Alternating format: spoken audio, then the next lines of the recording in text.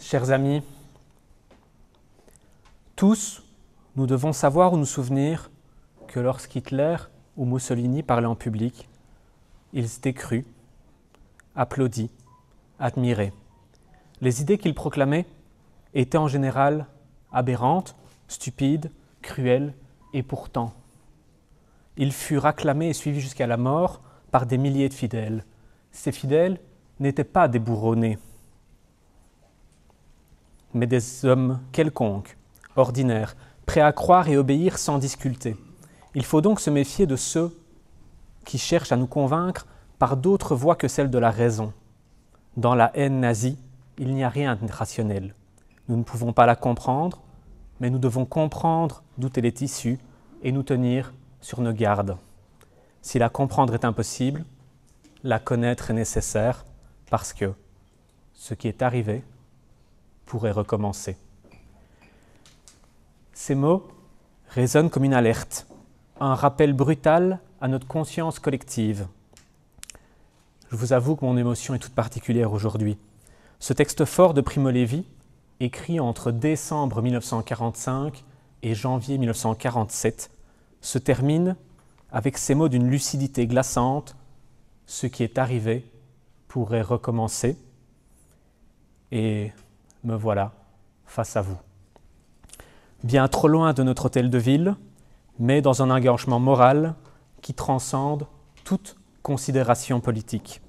La mémoire est une promesse faite aux morts, mais c'est surtout une responsabilité envers les vivants, celle de ne pas laisser l'inhumanité devenir une habitude. Alors, ce n'est pas avec plaisir, mais avec un profond respect et avec compassion que l'ASBL, les territoires de la mémoire, son conseil d'administration et ses équipes sont à vos côtés, une fois de plus, pour commémorer les victimes d'un événement tragique de notre histoire contemporaine commune, pour cette 31e commémoration du génocide des Tutsis du Rwanda. 31 ans déjà. Ce souvenir n'est pas une faiblesse, c'est même l'une des formes les plus exigeantes du courage. Il y a 3 décennies, ce génocide des Tutsis a déchiré le Rwanda, laissant derrière lui plus d'1 million de morts, sans compter le traumatisme indélébile. Aujourd'hui, nous rendons hommage aux victimes de cette tragédie humaine, à celles et ceux qui ont été cruellement déshumanisés et massacrés pour ce qu'ils étaient. Déshumanisés et massacrés en raison de leur appartenance ethnique. Une appartenance ethnique. Ce drame nous rappelle à quel point l'humanité est fragile.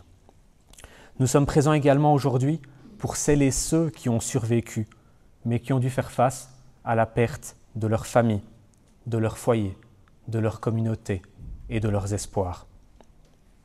Celles et ceux grâce à qui se raconte et se diffuse le souvenir, la mémoire d'un crime, d'une barbarie, d'un événement dramatiquement historique qu'il est encore plus indispensable de transmettre aujourd'hui au vu de l'actualité. Ignorer les conflits internationaux en abordant l'actualité, détourner le regard face à ces sujets sensibles et rester silencieux reviendrait à se rendre complice. Alors, des questions me déchirent. Serai-je prochainement devant d'autres rescapés pour aborder les mécaniques génocidaires qui auront détruit leur vie, qui auront emporté leur famille, qui auront engouffré leurs espoirs? Devrais-je de nouveau me porter devant d'autres pour dénoncer l'inaction de la communauté internationale tant qu'il était encore temps? Peut-on encore fermer les yeux face au non-respect du droit international, quel que soit l'endroit du globe? La mort de civils est toujours inacceptable. Devrais-je encore une fois expliquer à ma fille de 13 ans que nous n'avons rien fait pour empêcher l'innommable?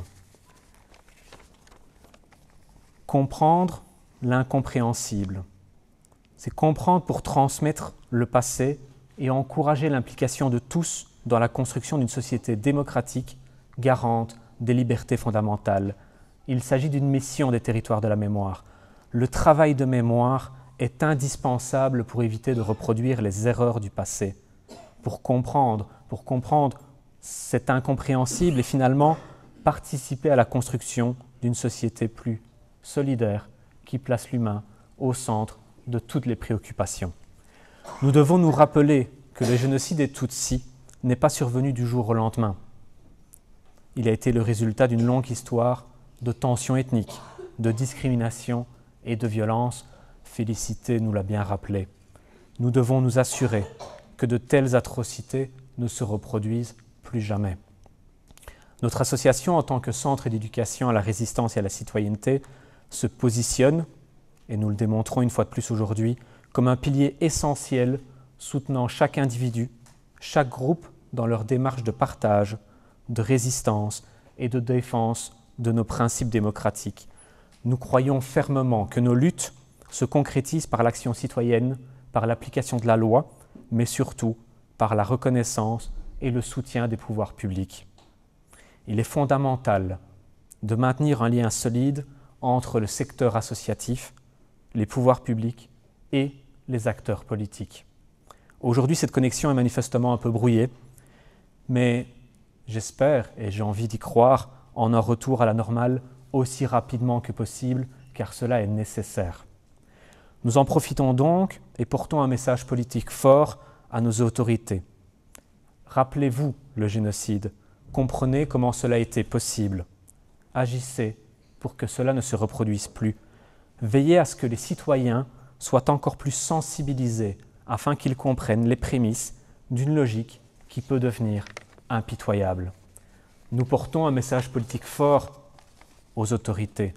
Le génocide des Tutsis n'est pas une affaire lointaine dans un pays d'Afrique centrale. C'est un drame de l'humanité. C'est quelque chose qui nous concerne tous au premier chef. Nous portons un message politique fort aux autorités. Leur silence, leur absence aujourd'hui résonne aussi comme un message politique. Un message que nous entendons, un message que nous refusons. Ne pas commémorer, c'est abandonner une seconde fois celles et ceux qui ont été massacrés dans le silence. C'est laisser leurs cris s'éteindre, comme si leur vie n'avait jamais compté. Liège ne pouvait pas renoncer. Liège ne devait pas renoncer. Liège devait rester fidèle à son histoire et aux valeurs qu'elle porte. Oublier, reculer est une erreur grave à un moment où les politiques de haine et de division s'intensifient partout dans le monde. En cette journée de commémoration, nous devons prendre un moment pour réfléchir ensemble à notre rôle dans la construction d'une société plus juste, plus équitable et plus solidaire. Nous devons jamais oublier cette tragédie et nous devons être déterminés à ne jamais laisser de telles atrocités se reproduire. Comprendre l'incompréhensible pour transmettre des faits historiques, pour transmettre la mémoire des victimes qui ont été massacrées pour ce qu'elles étaient au nom d'une idéologie abjecte, pour transmettre le récit des survivants revenus de l'enfer. Comprendre cet incompréhensible pour ne plus jamais devoir le subir. Comme nous le faisons chaque année, je ne peux que rappeler à quel point notre association apporte son soutien sincère et chaleureux à l'Union des rescapés du génocide des Tutsis, mais aussi à toutes les autres associations présentes aujourd'hui. Nous ne le faisons pas avec plaisir, mais avec respect et compassion. Et que jamais, dans aucun pays, dans aucune ville, dans aucun cœur, la mémoire ne se taise, car chaque silence est une fissure dans les digues de l'humanité. Alors, ensemble, veillons, ensemble, portons cette mémoire, ensemble, résistons. Je vous remercie.